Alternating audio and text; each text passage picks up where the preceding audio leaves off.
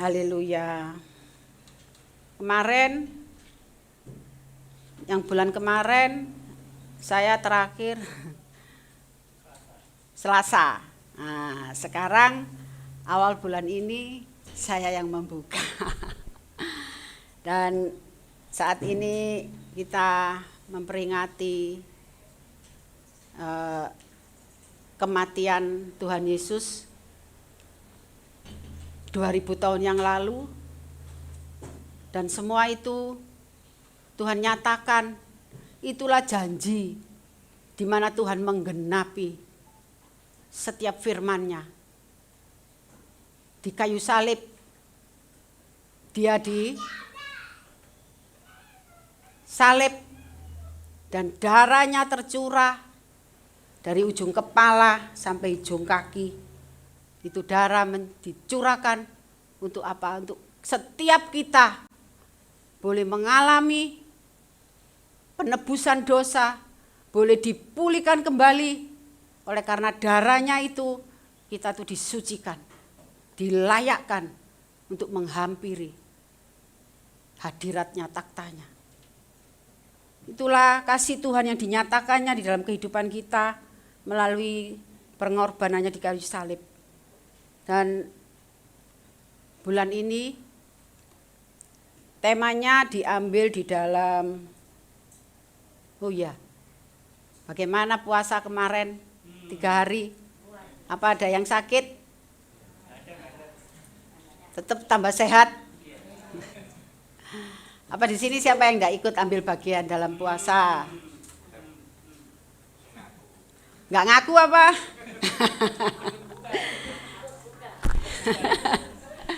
Tapi enggak apa-apa. Yang penting hati kita tetap kepada Tuhan. Karena Tuhan tidak melihat apa yang kita kerjakan ini, itu terbaik. Tetapi Tuhan terutama melihat hati kita. Apakah hati kita ada Tuhan di dalamnya? Apakah hati kita mengasihi Dia yang sudah mengorbankan untuk kita semua? Itu yang terpenting. Puasa itu hanya bagian bahwa kita itu mensyukuri sehingga kita ikut berpuasa untuk merasakan bagaimana puasa itu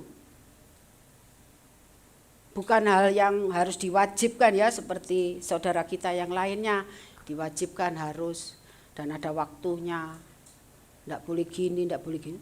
Puji Tuhan loh, puasa yang nahan lapar itu diserahkan kepada kita. Terserah kamu mau puasa bentuk apa aja.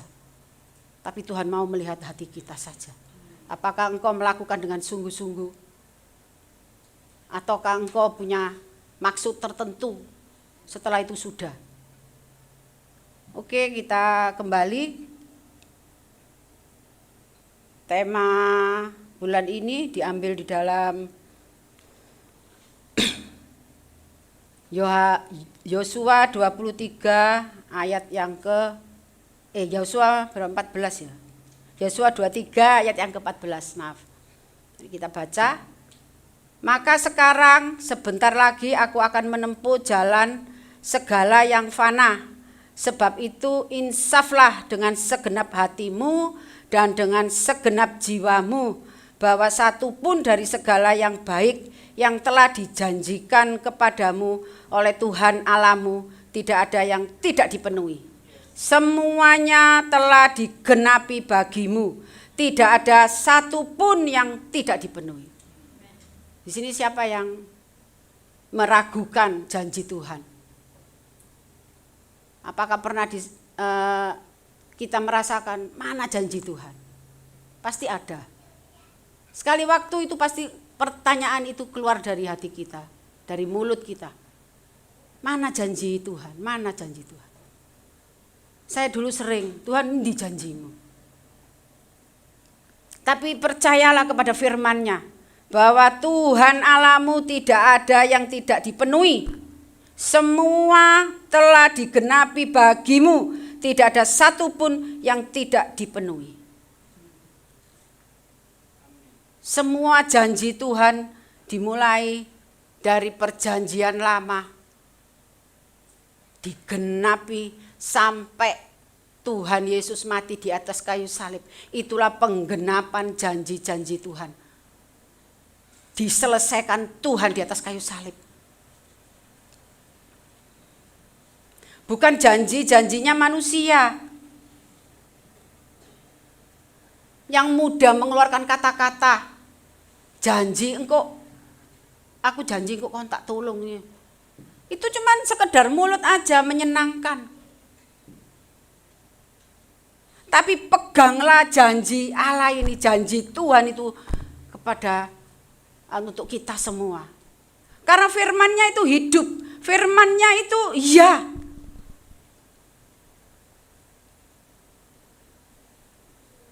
Karena kita hidup itu oleh karena janji-janji Tuhan. Kita bisa mengerjakan karena kita ingat bahwa janji Tuhan itu pasti digenapi. Saudara jangan pernah meragukan firman Tuhan. Sekecil pun, sedikit pun jangan engkau ragukan. Karena firman inilah yang akan menggenapi dalam hidup kita. Karena rancangan Tuhan dari mulai itu baik. Rancangan Tuhan dari mulai itu kudus.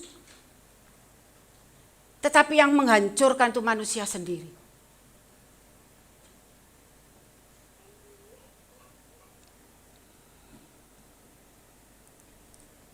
Saudara, Yesus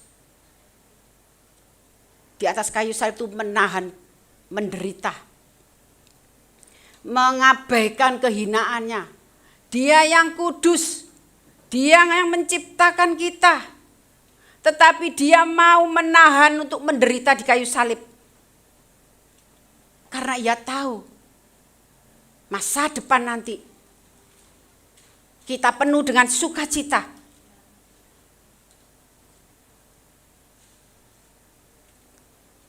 Kematiannya di atas kayu salib itu kemenangan atas iblis, dikalahkan. Dia mati di kayu salib bukan mati setelah itu selesai. Enggak. Dia mati untuk mengalahkan iblis. Dia mati di kayu salib untuk apa? Membebaskan kita dari segala dosa kita, dari segala kejahatan kita. Dia yang tidak berbuat dosa. Dia mati di kayu salib untuk mengalahkan apa? Maut. Agar kita yang ditebusnya ini tidak maut tidak menguasai.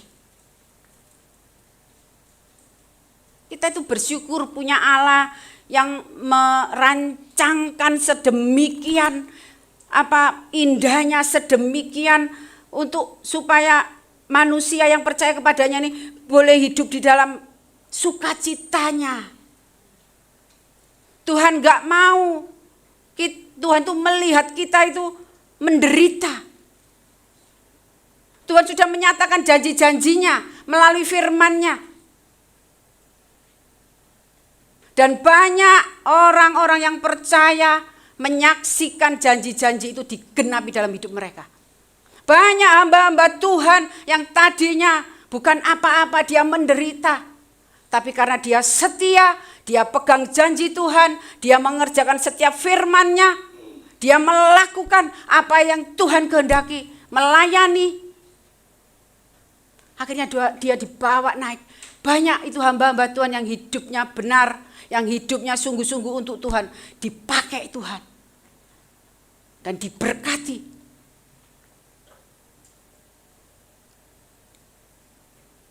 Tuhan mau apa yang sudah Dia berikan hidupnya ini untuk kita. Dia mau kita hidup seperti yang Dia kehendaki. Tuhan hanya mau kita itu makanya Tuhan pergi ke surga. Aku tinggalkan damai sejahteraku. Enggak aku tinggalkan kekayaan. Aku tinggalkan emas perak, enggak. Karena setiap orang yang punya emas perak, punya kekayaan yang berlimpah, belum tentu hidupnya ada damai sejahtera. Karena damai sejahtera itu mahal. Dicari oleh orang-orang bangsa-bangsa yang tidak mengenal dia. Tetapi bagi kita, orang percaya akan janji-janjinya, akan firman-Nya, Tuhan mau setiap kita hidup di dalam sukacitanya. Hidup di dalam damai sejahteranya.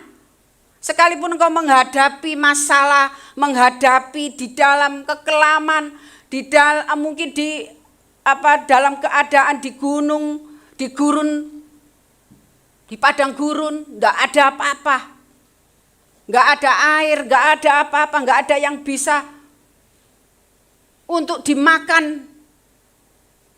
Tapi Tuhan menghendaki apapun keadaanmu, dimanapun engkau berada, apapun situasimu, Tuhan mau engkau tetap bersukacita. Bagaimana bisa bersukacita? Baca firman Tuhan, di situ Tuhan akan bicara. Tuhan akan memberikan engkau damai sejahtera. Tuhan akan mengangkat semua ketakutanmu. Tuhan tahu manusia itu penuh dengan ketakutan, kecemasan. Karena manusia itu selalu hidup penuh dengan dosa. Dosalah yang membawa kita itu tidak mengalami damai sejahtera. Ada rasa takut, ada rasa khawatir, ada dendam, ada sakit hati.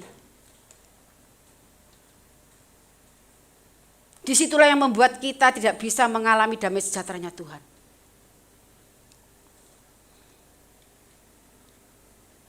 Seringkali kita itu melihat salib hanya sebagai simbol. Simbol penderitaan atau kematian yang mengerikan.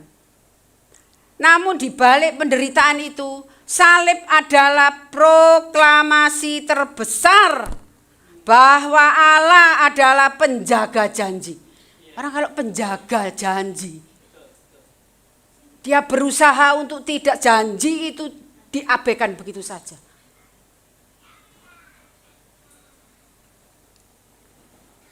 Kematian Yesus di kayu salib bukanlah sebuah kecelakaan sejarah.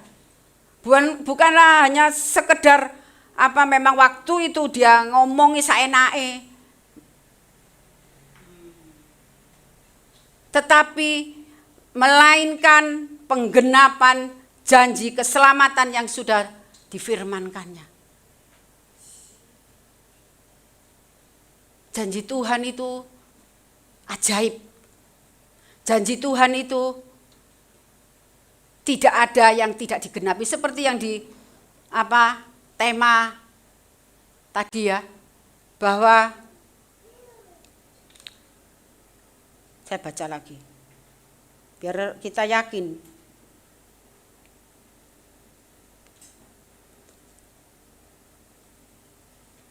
Nah, kita baca mulai di bahwa satu pun dari segala yang baik yang telah dijanjikan kepadamu, segala yang baik yang dijanjikan kepadamu oleh Tuhan Allahmu, tidak ada yang tidak dipenuhi. Semuanya dipenuhi.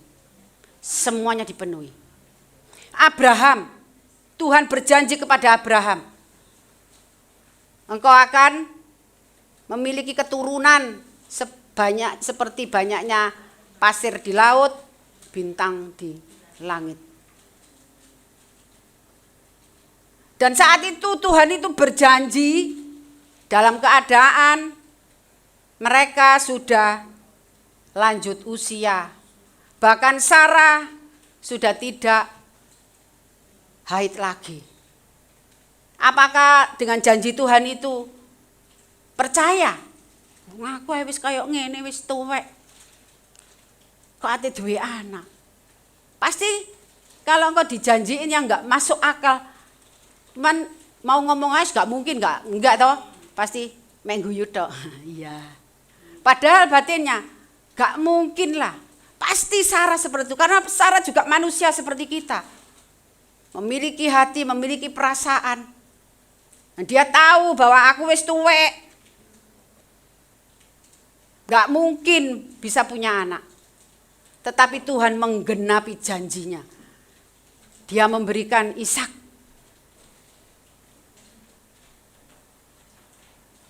Bahkan Tuhan bukan hanya sekedar janji itu digenapi sudah, tetapi tetap Abraham itu pegang janjinya. Sekalipun dia disuruh Tuhan untuk mengorbankan Ishak, dia melakukan. Mungkin kalau kita ya apa sih? Mari dikei kok dijokok meneh. Karepe lho apa? Tapi Tuhan, karena Abraham takut sama Tuhan, Abraham adalah memiliki iman yang teguh kepada Allahnya, dia mengerjakan aja sekalipun itu bagi dia itu menghancurkan hatinya. Tetapi dia mau mengerjakannya. Tapi apa yang dilakukan sama Tuhan? Semuanya Tuhan hanya menguji iman Abraham. Begitu juga dengan kita, saudara. Kalau kita dihadapkan dengan segala masalah, kita dihadapkan dengan sakit penyakit, kita dihadapkan dengan apapun masalah kita, mungkin kita harus menghadapi debt collector. Pengalaman pribadi. Pengalaman pribadi. Saudara jangan takut. Ingat janji firman Tuhan pasti digenapi dalam hidup kita. Bagi setiap kita yang setia, yang sungguh-sungguh datang kepadanya, yang sungguh-sungguh percaya dan menjaga hidupnya untuk tetap kudus. Abraham pegang janji Tuhan, dia menjaga kekudusannya. Dia terus setia dan taat. Enggak cuma sekedar mengimani. Iman tanpa perbuatan adalah mati. Tapi Tuhan mau menggenapi janji-janjinya kepada engkau, aku, dan saudara-saudara sekalian. Tuhan mau menggenapi janjinya itu dalam hidup kita. Lakukan apa yang menjadi bagianmu. Yaitu apa? Setia dan taat, terus menyembah, terus adakan mezbah di dalam hidupmu. Tuhan tidak pernah membiarkan kita sendirian.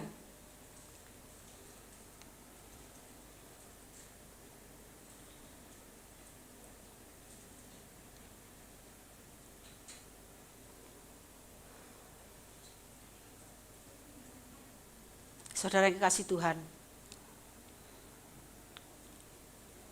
kematian Yesus di kayu salib itu ada penggenapan janji keselamatan yang sudah difirmankan. Apa yang pertama? Janji pengampunan dosa, yaitu janji menanggung pelanggaran kita. Dengan pengampunan dosa untuk hidup kita, Dia yang menanggung pelanggaran kita. Yesus disalib untuk apa? Menebus dosa manusia. Darahnya dicurahkan untuk menyucikan hidup kita dari kejahatan kita. Kita itu jahat loh saudara. Kita itu selalu ingin apa? Membalas. Orang menyakiti kita, kita mau membalasnya bahkan lebih. Itu sebelum kita ada di dalam Tuhan. Sesungguhnya manusia itu sombong. Makanya Tuhan melihat kejahatan manusia, kesombongan manusia. Tuhan melihat itu semua. Dia tidak mau semua manusia, orang manusia yang dikasihi ini itu jatuh ke alam maut. Dia enggak mau. Dia berusaha merampas lagi. Dia berusaha untuk mengembalikan lagi manusia itu kepadanya.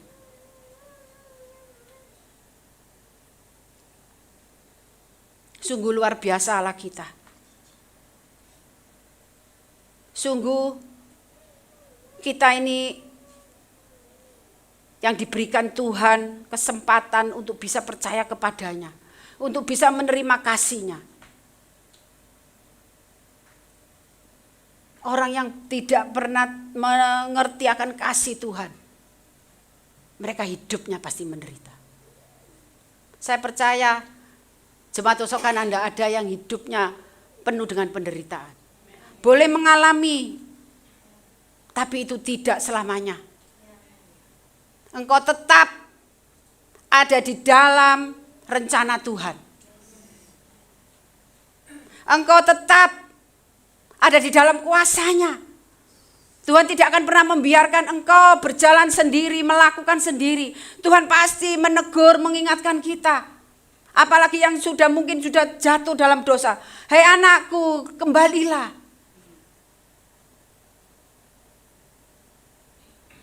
Tuhan itu menangis kalau lihat anak-anaknya tidak hidup di dalam kehendaknya. Karena dia tahu kalau engkau tidak hidup di dalam kehendakku, tidak hidup di dalam Tuhan, engkau akan ditebang. Dan engkau akan dibakar. Saudara, sekarang ini sudah mulai apa? Nubuatan kitab Wahyu sudah mulai digenapi. Sudah mulai cip-cip itu dipasang di negara-negara lain. Kalau melihat seperti itu, kalau kita melihatnya, mendengarnya tanpa ada Roh Kudus, kita akan ketakutan. Tapi kita yang punya Roh Kudus yang akan mengingatkan kita, engkau jangan takut karena engkau punya aku, kata Tuhan Yesus. Dia yang akan menghalau, menghindarkan semuanya itu daripada kita. Karena Tuhan mau hidup kita itu ada di dalam kerajaannya, memerintah bersama-sama dengan Dia. Dan yang kedua,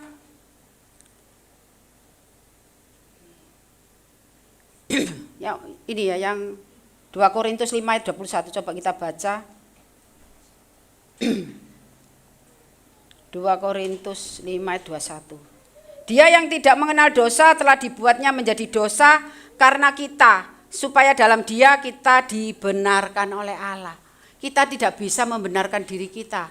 Kita tidak bisa menguduskan diri kita tanpa ada pengorbanan Tuhan Yesus di kayu salib. Dengan darahnya yang tercurah, kita dibenarkan, disucikan.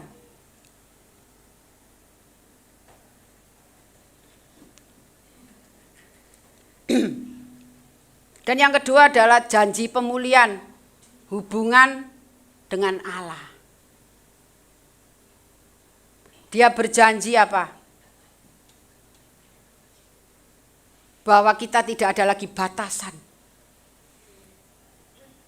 Manusia yang berdosa bisa menghampiri Allah yang kudus.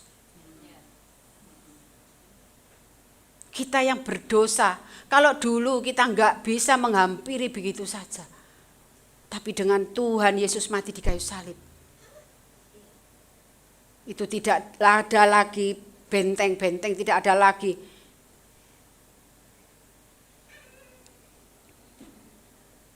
tidak ada batasan lagi. Sehancur apapun hidup kita, sehancur apapun hati kita, sebejat apapun kita dulu,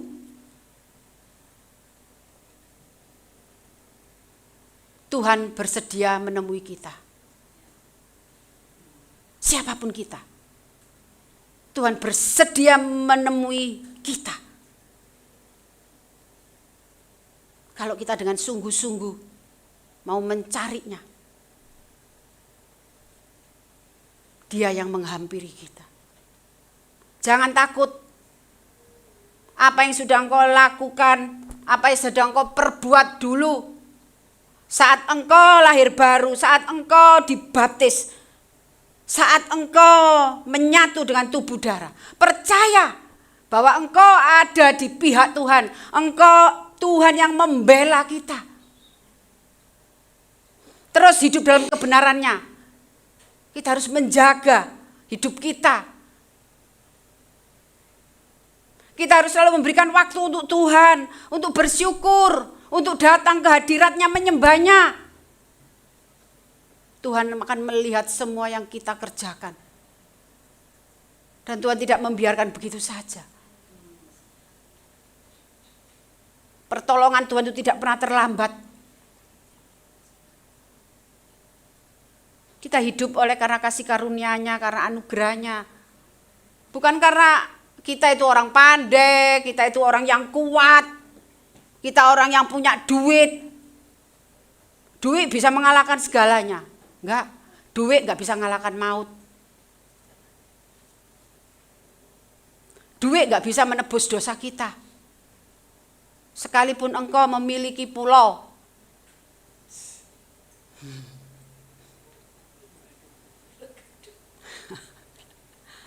enggak bisa, saudara.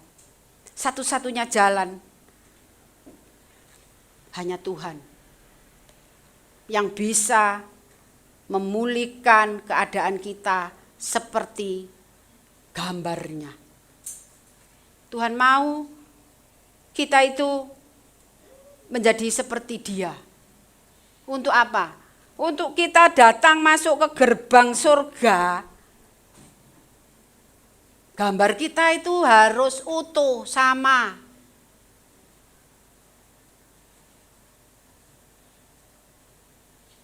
Kalau hidup kita itu hancur, kita enggak bisa, saudara.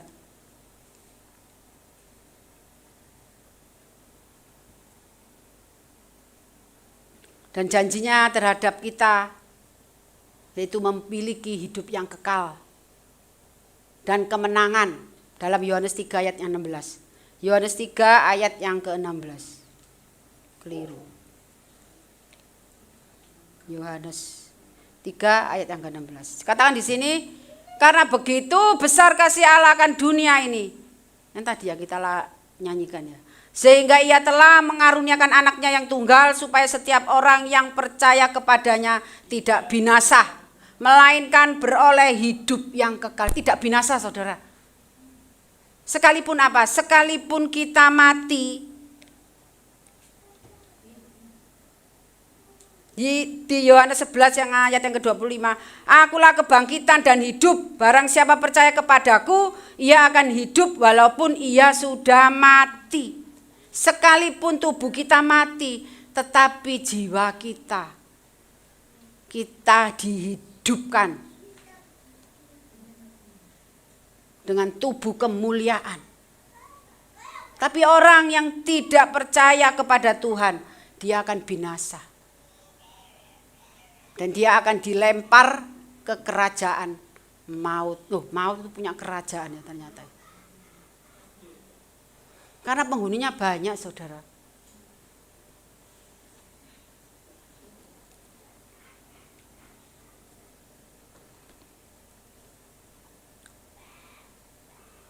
Firman ini menegaskan bahwa apa? Bahwa kematian kita itu hanya tubuh kita. Tetapi jiwa dan roh kita kembali dan diberikan oleh Tuhan tubuh kemuliaan.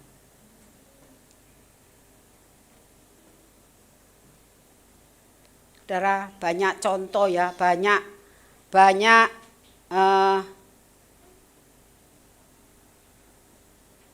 ini janji-janji Tuhan yang digenapi. Di dalam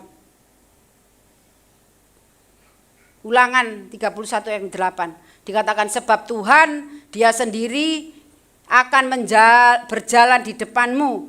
Dia tidak akan membiarkan engkau dan tidak akan meninggalkan engkau. Janganlah takut dan janganlah patah hati. Saudara, kalau saya enggak pegang janji Tuhan, mungkin saya enggak ada di sini. Enggak tahu hidup saya bagaimana. Kalau saya mau merenungkan hidup saya itu sering menangis kalau saya sudah, apalagi tadi ya saya pagi itu saya serahkan persiapan untuk menyampaikan firman Tuhan ini. Dan saya merenungkan, saya itu nangis, ya Tuhan, siapa aku gitu ya. Karena aku tahu siapa saya dulu itu. Ternyata Tuhan mengasihi saya saat saya masih dalam dosa. Tuhan mengasihi saya saat hidup saya hancur.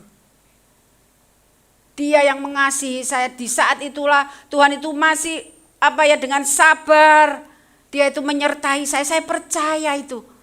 Sampai saya kembali kepadanya. Itu janji Tuhan yang digenapi dalam hidup saya. Dan Tuhan berjanji memelihara saya. Dan memang benar, saya dipelihara sampai saya bisa membesarkan anak-anak itu karena Tuhan yang memelihara hidup saya. Kalau saya nggak pegang firman Tuhan, nggak pegang iman saya nggak akan, saya pastikan, saya nggak kuat membesarkan anak-anak saya laki-laki 4 sendirian. Itu kalau nggak tangan Tuhan turut bekerja dalam hidup saya nggak mungkin bisa. Saya kalau mengingat semua itu penderitaan saya waktu itu, waktu saya bertobat, saya membayar semuanya. Saya besarkan anak-anak. Tapi yang paling kasihanlah dia yang tidak pernah merasakan waktu hidup saya itu enak. Dia yang selalu mengalami penderitaan. Tapi Tuhan itu menggenapi setiap janjinya dalam hidup saya. Dia memelihara saya walaupun saya itu berjalan di padang gurun. Tuhan menyediakan di situ. Tidak tahu caranya. Sampai sekarang. Saya percaya. Sampai sekarang pun Tuhan masih menyertai saya. Walaupun pergumulan saya begitu berat. Saudaraku, jangan pernah menyerah dalam hidupmu. Tuhan sudah memberikan segalanya bagi kita. Hidup kita itu hanya karena kasih setianya. Tanpa kasihnya kita nggak bisa apa-apa. Karena kita manusia yang selalu jatuh dalam dosa. Walaupun itu hamba Tuhan yang bagaimanapun, dia tetap bisa berbuat dosa. Tetapi Tuhan selalu mengampuni. Asal nggak dosa itu dipelihara ya. Tuhan ingatkan kalau itu nggak benar, itu nggak baik, sudah langsung tinggalkan. Langsung minta ampun. Langsung jangan dilakukan lagi. Dengan seperti orang-orang seperti itulah Tuhan sangat mengasihinya. Karena Tuhan tahu manusia itu lemah. Manusia itu gampang terpengaruh. Makanya Tuhan selalu mengampuni kita kalau kita datang. Jangan dikumpulkan perbuatan dosa kita. Halah, engkau wes, kita tidak datang lagi. Semakin hari semakin kita enggak peka, semakin hati kita tertutup tebel. Disitulah iblis mulai bekerja. Jangan biarkan iblis mengintimidasi kita. Jangan biarkan iblis menjauhkan kita dari Tuhan. Banyak iblis itu berusaha untuk menjauhkan hidup kita. Dengan apa? Dengan game, dengan gosip, TikTokan. Itu iblis pakai sosial media. Terlebih untuk anak-anak muda. Dia dibawa ke dalam permainan game yang menyenangkan. Dia sudah lupa. Kenapa iblis mau menjauhkan terlebih anak-anak muda ini? Mereka adalah generasi-generasi.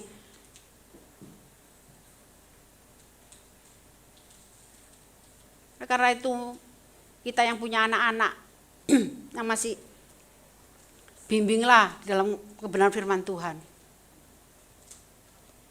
Bacakan firman Tuhan.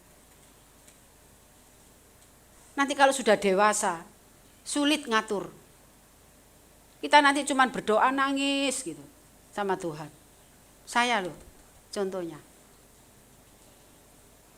Saya ini sudah dipakai contoh apa aja, pernah saya alami saudara. Anak-anak saya, semuanya. Tapi semua karena Tuhan, sampai saya ada di sini itu karena Tuhan saudara. Sebenarnya saya itu seperti kayak Musa, Tuhan aku lu gak iso ngomong. Gak iso apa-apa alasan gitu ya. Tapi akhirnya saya juga menerima. Karena apa? Keteguhan Pastor Sam. Untuk menawari terus, ayo. Akhirnya saya terus berdoa, Tuhan ya opo. Ya memang seperti itu ya hamba Tuhan ya. Tidak boleh bosan. Untuk terus, ayo. Disitulah Tuhan memproses saya sebagai hamba Tuhan. Saat saya mau menerima apa yang ditawarkan Pastor Sam untuk melayani, disitulah saya mulai diproses Tuhan sebagai hamba yang melayani. Nggak bisa kayak dulu ya seenaknya, nggak. Karena saya berdiri di sini, saya menyampaikan kebenaran firman Tuhan, saya harus melakukan apa yang saya sampaikan ini. Saudara-saudara kekasih Tuhan, apa Mazmur 12 ayat yang ke-7 dan ke-8. Janji Tuhan adalah janji yang murni, bagaikan perak yang teruji. 7 kali dimurnikan dalam dapur peleburan di tanah. Itu janji Tuhan. Janji Tuhan adalah janji yang murni, bagaikan perak yang teruji. 7 kali dimurnikan. Bayang no. Perak itu dimurnikan sampai 7 kali pemurnian. Jadi habis mungkin dibakar lagi. Seperti itulah hidup kita. Kalau mau dipakai Tuhan untuk luar biasa, Tuhan memurnikan hidup kita. Makanya proses itu memurnikan kita. Jangan lari dari proses Tuhan. Tapi ambil proses itu dan kerjakan.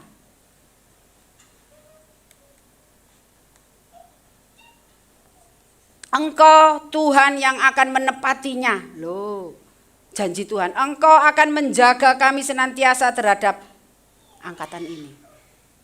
Ini Daud, saudara. Dia mengatakan bahwa janji Tuhan adalah janji yang murni. Karena dia percaya pada janji-janjinya Allah Israel waktu itu ya. Jangan pernah menaruh janjimu. Kalau kamu dijanjiin sama orang, manusia, jangan kau tagih janji itu. Kalau ada orang yang berjanji untuk menolong engkau, untuk memberi, untuk apa, sudah, oh ya, tapi semua biar Tuhan sendiri. Manusia nggak bisa menepati. Manusia itu, saya dulu ya, siapa ya pernah janji sama saya, nanti kalau aku ini terjual, nanti kamu tak kasih mbaknya, teman saya itu. Tapi setelah selesai dapat, ya lupa, nggak ngasih. Itulah janji manusia. Jangan pernah kau taruh hidupmu pada manusia. Tetap andalkan Tuhan dalam setiap hidupmu. Tetap janji itu pegang. Karena Tuhan sendiri yang berjanji.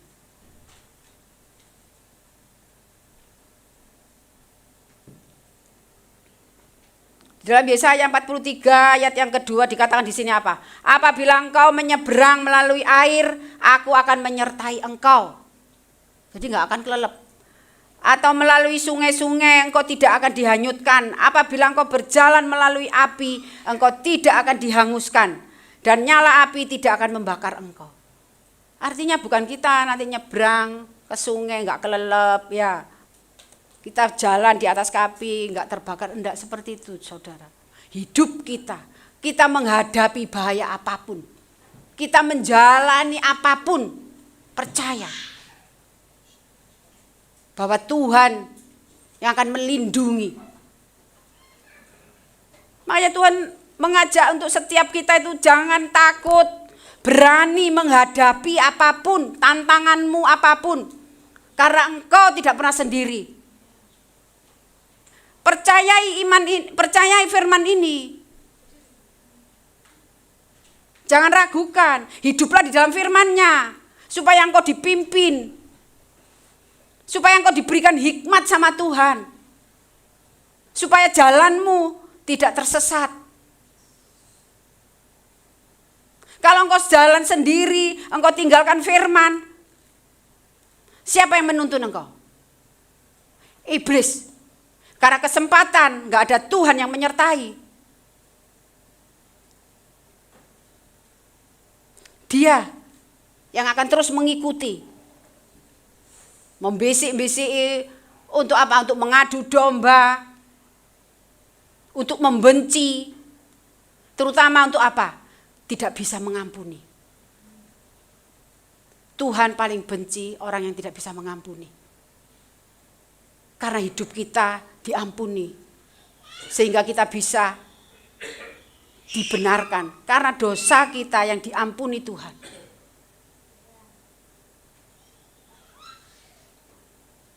Orang yang tidak bisa mengampuni, orang itu ada di dalam apa? Ikatan kuasa kegelapan. Hanya Tuhan yang bisa melepaskan. Hanya Tuhan Yesus yang bisa mengampuni. Oleh karena itu, ampunilah orang-orang yang mungkin mengecewakan engkau, menyakiti engkau, mungkin menghinamu karena kamu gak punya apa-apa. Dan ajari anak-anakmu untuk tidak membenci temannya. Ajari anak-anakmu untuk mengasihi, untuk menolong, memberi. Jangan diajari pelit. Biar mulai kecil dia ada rasa ingin menolong. Ada keinginan dia mau mengasihi orang lain. Dia mau bisa berbagi. Terlebih dari hidup kita dulu ya, baru kita bisa mengajarkan anak.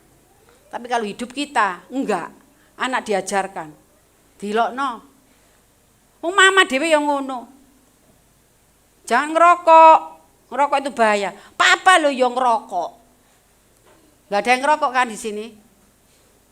Di gereja sini ya enggak ada ya. Nggak tahu nanti kalau yang di luar. Kan sudah tidak di bait Allah. Saya percaya kok. Tuhan nanti yang akan terus memproses anak-anak muda. Biarlah firman ini menjadikan kita semakin hari semakin mengenal Tuhan, sehingga kita bisa mempercayai dengan sepenuh hati janji-janjinya itu digenapi dalam hidup kita. Sehingga kita tidak lagi hidup dalam keraguan, ketakutan, kekhawatiran. Tapi hidup kita penuh dengan keyakinan berjalan bersama Tuhan. Menyelesaikan setiap hari segala perkara itu bersama Dia. Kita tidak menyelesaikan masalah kita itu sendirian. Setiap hari serahkan semua masalahmu dalam sepanjang hari ini kepada Tuhan. Dan biarlah janji Tuhan yang dalam firman-Nya digenapi di dalam hidup kita. Kiranya firman Tuhan memberkati kita semua. Biarlah firman ini mendewasakan kita, menjadikan kita semakin hari semakin diberkati Tuhan. Haleluya.